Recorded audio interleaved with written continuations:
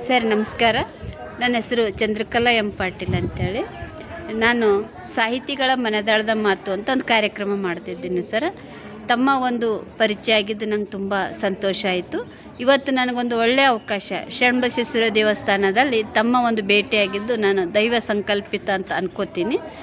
Sir, ತಮ್ಮ ಪರಿಚಯದೊಂದಿಗೆ ತಾವು ಸಾಹಿತ್ಯ ಕ್ಷೇತ್ರದಲ್ಲಿ ನಡೆದು ಬಂದ ದಾರಿ ಬಗ್ಗೆ ಒಂದಿಷ್ಟು ಮಾಹಿತಿ ಕೊಡ್ರಲ್ಲ.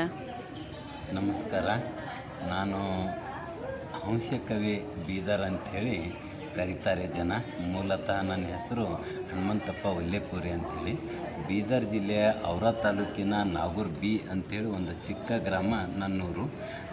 ನನ್ನ ಒಂದು ಜನ್ಮಸ್ಥಳ ಏನಂತಂದ್ರೆ ಅದೇ ಬೀದರ್ ಜಿಲ್ಲೆಯ ಭಾಲ್ಕಿ ತಾಲೂಕಿನ ಡೋಣಗಾಪುರ ಅಂಥೇಳಿ ಇದೆ. 1965ರಲ್ಲಿ ನನ್ನ ಜನ್ಮ ಆಗಿತು. ಭಾಳ ಬಡತನ ಕುಟುಂಬದಲ್ಲಿ ನಾನು ಜನಿಸಿದ್ದೆ. ಮುಂದೆ ಏನಂತಂದರೆ 4-5ನೇ ತರಗತಿಯಲ್ಲಿ ಓದ್ತಾ ಇದ್ದಾಗೆ ಈ ಸಾಹಿತ್ಯ ಅಂದ್ರೆ ನನಗೇನು ಗೊತ್ತಿಲ್ಲ. ಆದರೆ ಬಾಲ್ಯದಿಂದಲೇ ಏನಂತಂದರೆ ಏನೇನೋ ಬರಿತಾ ಇದ್ದೆ. ಅದರಲ್ಲಿ ಮೊದಲನೇ ಕವನ ನವಿಲೆ ಅಂತಕ್ಕಂಥ ಒಂದು ಕವನ. ನಾನು ಪರಿಸರ ಪ್ರೇಮಿ, ನಾವು ರೈತಾಪಿ ಕುಟುಂಬದಲ್ಲಿ ಜನಿಸಿದ್ದೀನಿ. ಆದ್ದರಿಂದ ಆ ಒಂದು ಪ್ರಥಮ ಕವಿತೆ ನವಿಲೆ ಅಂಥೇಳಿ, ಮಾಮರದ ಗೀತೆ ಅಂಥೇಳಿ ನಮ್ಮ ಹೊಲದಲ್ಲಿ ಇರ್ತಕ್ಕಂಥ ಒಂದು ಮಾವಿನ ಗಿಡದ ಬಗ್ಗೆ ಬರೆದಿದ್ದೆ. ಹೀಗೇನಂತಂದ್ರೆ ಬರಿತಾ ಇದ್ದೆ.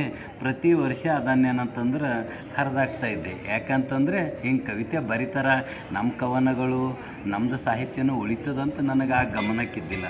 8ನೇ 9ನೇ ತರಗತಿಗೆ ಬಂದಾಗ H.B. ಭರಶೆಟ್ಟಿ ಅಂತಕ್ಕಂಥ ಒಬ್ಬ ಗುರುಗಳಿಂದ ನೀ ಚಂದ ಬರಿತೀವೋ, ಇದು ಏನಂತಂದ್ರೆ ಇರಬೇಕು, ನೀ ಭಾಳ ಒಳ್ಳೆಯ ದೊಡ್ಡ ಕವಿ ಐತಿ ಅಂತ ಹಾರೈಸಿದ್ರು. ಅಲ್ಲಿನ ಕೆಲವೊಂದು ಕವನಗಳು ಇಟ್ಕೊಂಡೆ.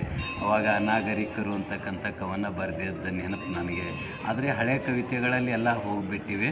ಮುಂದೆ PUC ಬಂದಾಗ ಡಾಕ್ಟರ್ G.B. ವಿಸಾಜಿ ಅಂತಕ್ಕಂಥವ್ರ ಪ್ರೇರಣೆಯಿಂದ ಮತ್ತೆ ಮುಂದುವರೆದೆ.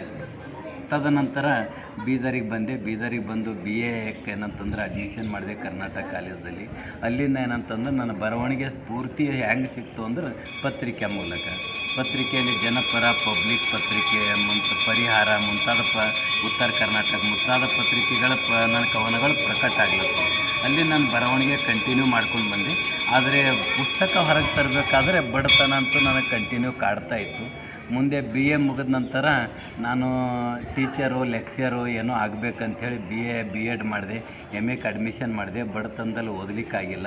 ಹೊಟ್ಟೆಪಾಡಿಗಾಗಿ ಏನಾದರೂ ಬೇಕಲ್ಲ ಅಂಥೇಳಿ ಪೊಲೀಸ್ ಇಂಟರ್ವ್ಯೂ ಬಂದಿತ್ತು. 1993ರಲ್ಲಿ ನಾನು ಪೊಲೀಸ್ ಇಲಾಖೆಗೆ ಬಂದೆ.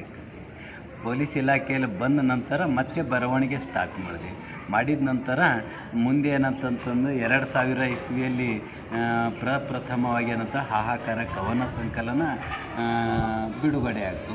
ತದನಂತರ ನಾನು ನ್ಯಾಯಾಲಯ ಇಲಾಖೆಯಲ್ಲಿ 15 ವರ್ಷ ಜಾಬ್ ಮಾಡಿದೆ. ಪೊಲೀಸ್ ಇಲಾಖೆಯಲ್ಲಿ ನನ್ನ ಸಲುವಾಗಿ ಏನಂತಂದ್ರೆ ಪೊಲೀಸ್ ಗ್ರಂಥಾಲಯ ಕಟ್ಟಿಕೊಟ್ರು. ಆಗಿನ DGP ಅವರು ಅಜಯ್ ಕುಮಾರ್ ಸಿಂಗ್ ಅವ್ರಿಗೆ ನೆನಿಲೇಬೇಕು, ಸತೀಶ್ ಕುಮಾರ್ ಸಾಹೇಬ್ರಿಗೆ ನೆನಿಲೇಬೇಕು. ಅಲ್ಲಿ ಆ ಪೊಲೀಸ್ ಗ್ರಂಥಾಲಯದಲ್ಲಿ ನಾನು 12-13 ವರ್ಷ ಜಾಬ್ ಮಾಡಿದೆ. ಉಳಿದಂಥದ್ದು ಏನಂತಂದ್ರೆ ಕೆಲವೊಂದು ಪೊಲೀಸ್ ಸ್ಟೇಷನ್ದಲ್ಲಿ ಜಾಬ್ ಮಾಡಿದ ನಂತರ ನಾನು ಬರವಣಿಗೆಗೆ ನಿರಂತರವಾಗಿ ನನ್ನ ಇಲಾಖೆನೇ ಕಾರಣ. ಹಾಲು ನೀರು ಎರೆದು ಏನಂತಂತಂದ್ರೆ ಬೆಳೆಸ್ತು. ಆದ್ದರಿಂದ ಒಂದೊಂದೇ ಪುಸ್ತಕ ಹೊರಗೆ ತಂದೆ. ತದನಂತರ ನಮ್ಮದೇ ಏನಂತಂದ್ರೆ printing press, computer centre start ಮಾಡಿದೆವು. ನಂತರ ಏನಾಗ್ತು ಅಂದ್ರೆ ನನ್ನ ಸಾಹಿತ್ಯಕ್ಕೆ ಭಾಳ ಸ್ಫೂರ್ತಿ ಸಿಕ್ತು. ಬರಿಬೇಕು, ಎಷ್ಟು ಬರೆದ್ರೆ ಅಷ್ಟು ಪಬ್ಲಿಷ್ ನಮ್ಮ ಹತ್ರನೇ ಆಗ್ತಾಯಿದ್ದು. ಹೀಗಾಗಿ ನನ್ನ ಜೀವನದಲ್ಲಿ ನಾನು 10 ಬುಕ್ ಬರಿಬೇಕು, 10 ಪುಸ್ತಕಗಳ ಸರ್ದಾರ್ ಅನಿಸ್ಕೋಬೇಕಂತ ಆ ವೇಳೆಕ್ಕಿಂತ ಅಹಂಭಾವ. ಆದರೆ ಈಗ ನನ್ನ ಗ್ರಂಥಗಳ ಸಂಖ್ಯೆ 210 ಆಗಿವೆ ಅಂತ ಅನ್ನಿಸ್ತದೆ. ಆ 210ರಲ್ಲಿ ನನಗೆ ಸರ್ವಶ್ರೇಷ್ಠ ಗ್ರಂಥ ಏನಂತಂತಂದರೆ ಶ್ರೀದತ್ತ ಭಾಗವತ. ಎಲ್ರಿಗೂ ಗೊತ್ತೇನೆ. ಆ ಶ್ರೀದತ್ತ ಭಾಗವತ ಬರೆದಾದ ನಂತರ ಅದನ್ನು ಒಂದು 10 ಲಕ್ಷ ಕೊಟ್ಟು ಒಂದು 1000 ಪ್ರತಿ ಪ್ರಿಂಟ್ ಮಾಡಿದ್ದೀವಿ.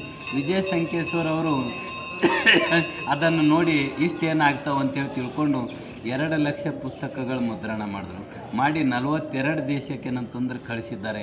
ಇವತ್ತು ಆ ಗ್ರಂಥ ಏನಂತಂದ್ರೆ ಸುಮಾರು 53 ಭಾಷೆಗೆ ಆಗಬೇಕು, ಜಗತ್ತಿನ 53 ಭಾಷೆಗೆ ಆಗಬೇಕಂತ ಸಂಕಲ್ಪ ಕೂಡ ಇದೆ. ಈಗಾಗಲೇ 4-5 ಭಾಷೆಗೆ ಏನಂತಂದ್ರೆ ಆಗ್ತಾಯಿದೆ. ಮೊನ್ನೆ ತೆಲುಗಿನಲ್ಲಿ ಏನಂತಂದ್ರೆ ಬಿಡುಗಡೆ ಕೂಡ ಗೊಂಡಿತ್ತು. ಇಂಗ್ಲೀಷು ಮತ್ತು ಮರಾಠಿಯಲ್ಲಿ ಕೂಡ ನಡೆದಿದೆ ಕಾರ್ಯ. ಹೀಗಾಗಿ ಏನಂತಂದ್ರೆ ಒಂದೊಂದೇ ಪುಸ್ತಕ ತರ್ತಾ ಈಗ ಅಷ್ಟು ಪುಸ್ತಕ ಏನಂತಂದ್ರೆ ಬರೀಲಿಕ್ಕೆ ಸಾಧ್ಯ ಆಗ್ತು. ನಾನೇನು ದೊಡ್ಡವನಲ್ಲ, ಎಲ್ಲರ ಸೇವಕನಾಗಿರ್ತೀನಿ. ಸ್ವಲ್ಪ ಬಾಲ್ಯದಿಂದಲೇ ಆಧ್ಯಾತ್ಮಿಕ ಕಡೆ ಕೂಡ ನಾನು ಒಲವಿದೆ. ಆದ್ದರಿಂದ ಆ ಆರಾಧ್ಯ ದೇವರಾಗಿರ್ತಕ್ಕಂಥ ದತ್ತಾತ್ರೇಯನ ಮೇಲೆ ಭಕ್ತಿ ಇರೋದರಿಂದಲೇ ಆ ಮಹಾಪುರಾಣ ಬಂತು ಅಂಥೇಳಿ ನನ್ನ ಅನಿಸಿಕೆ. ಇವತ್ತು ನಾನೇನಂತಂತಂದ್ರೆ ಭಾಳ ದಿವಸದಿಂದ ಚಂದ್ರಕಲಾ ಪಾಟೀಲ್ ಅವ್ರದ್ದು ಏನಂತಂದ್ರೆ ಸಹೋದರಿ, ಯಾವುದೋ ಜನ್ಮ ಸಹೋದರಿ ಇರ್ಬೋದು ಅಂಥೇಳಿ ತಿಳ್ಕೊಂಡು ಅವ್ರ ದರ್ಶನ ತೊಗೊಳ್ಬೇಕು ಅಂತ ನಾನೇನಂತಂದ್ರೆ ಹಂಬಲಿಸ್ತಾ ಇದ್ದೆ.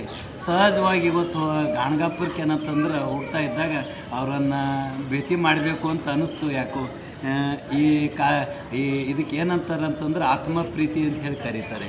ಹಾಗೆ ಏನಂತಂದ್ರೆ ಅವರಿಗೆ ಕಾಲ್ ಮಾಡಿದ್ದಾಗ ನಾನು ಶರಣ ಬಸವೇಶ್ವರ ಮಂದಿರದಲ್ಲಿದ್ದಾಗ ತಂದಾಗ ನಾನು ಕೂಡ ಬರ್ತೀನಿ ಅಕ್ಕಾಜಿ ಅಂಥೇಳಿ ಇಲ್ಲಿ ಬಂದು ಇಂಥ ಒಂದು ಪವಿತ್ರ ಕ್ಷೇತ್ರದಲ್ಲಿ ಏನಂತಂತಂದರೆ ಅಕ್ಕಾಜಿಯವ್ರ ದರ್ಶನ ಆಗ್ತು.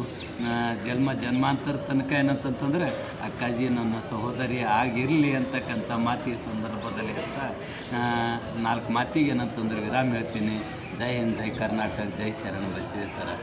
ಗುರುದೇವ ದತ್ತರೇ, ತುಂಬ ಧನ್ಯವಾದಗಳು ಸರ್. ಅತ್ಯಮೂಲ್ಯ ಸಮಯ ಕೊಟ್ಟು ಆಕಸ್ಮಿಕ ಭೇಟಿಯಲ್ಲಿ ಇಷ್ಟೊಂದು ಒಳ್ಳೆಯ ವಿಷಯಗಳನ್ನು ತಾವು ಮನಬಿಚ್ಚಿ ಹಂಚಿಕೊಂಡ್ರಿ.